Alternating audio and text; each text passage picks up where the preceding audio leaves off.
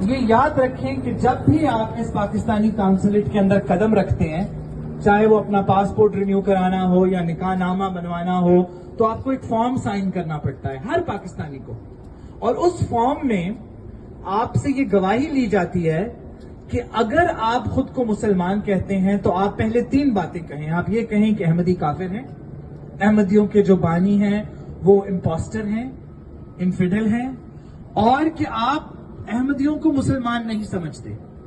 آپ یہ کسی ملک میں، میرا خیال ہے نازی جرمنی کے بعد کسی ملک میں ایسا نہیں ہوتا کہ شہریت کی شرط یہ عائد کر دی گئی ہے کہ آپ پہلے کمیونٹی کو گالی دیں تب آپ کو پاسپورٹ ملے گا.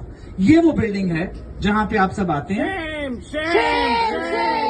اور یہ وہ حکومت ہے جو خود کو ایک اسلامک ریپبلک کہتی ہے، اور وہ اپنے ہر شہری سے 20 کروڑ عوام سے یہ حلف لیتی ہے کہ آپ پہلے احمدیوں کو گالی دیں، آپ مجھے گالی دیں، آپ میری فیملی کو گالی دیں، آپ میرے خاندان کو گالی دیں، تب آپ کو یہ پاسپورٹ ملے گا. اور یہ کوئی کاغذی کاروائی نہیں ہے، یہ ایک لیوڈ حقیقت ہے بہت سارے احمدیوں کی جو پاکستان میں رہ رہے ہیں. اور اب ان بلاسفمی لاز کا اطلاق آپ کو پتا ہے کہ ایک تو بلاسفمی کی جنرل پروویژن ہے 295C جو کہتی ہے کہ اینی بڈی ہو کمٹس بلاسفمی شل بی پنشڈ.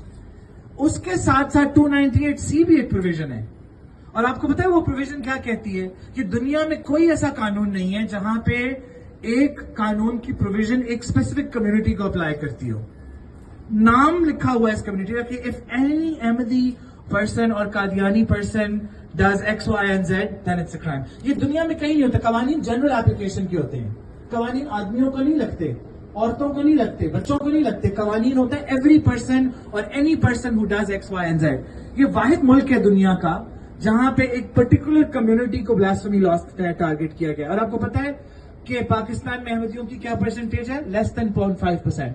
آپ کو پتا ہے بلاسفمی کے کتنے پرسنٹ اکیوزڈ احمدی ہوتے ہیں؟ 38%. اور آپ کو پتا ہے پاکستانیوں سے اوپر صرف ایک کمیونٹی ہے جن پہ بلاسفمی کے الزام لگتے ہیں، وہ مسلمان خود ہیں.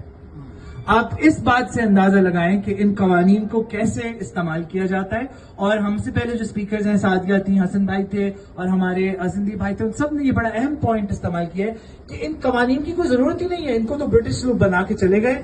ان قوانین کو صرف ایک مقصد کے لیے رکھا ہے کہ یہ حکومت اور یہ فوج جب چاہتی ہے ان قوانین کا استعمال کرتی ہے اپنے پاور کے لیے، اپنے ذاتی مقاصد کے لیے، اپنے کنٹرول کے لیے. اور ان ہم سب کی ذمہ داری ہے، ہم بلوچوں کی، سندھیوں کی، خواتین کی، پنجابیوں کی، پشتونوں کی، احمدیوں کی، ٹرانسجینڈر لوگوں کی، شیعہ لوگوں کی، ہزارہ لوگوں کی، کہ ہم سب یہ جانیں کہ یہ ہم اس لڑائی میں اکٹھے ہیں. یہ کسی ایک گروپ کی لڑائی نہیں ہے، یہ ہم سب کی سروائیول کی لڑائی ہے.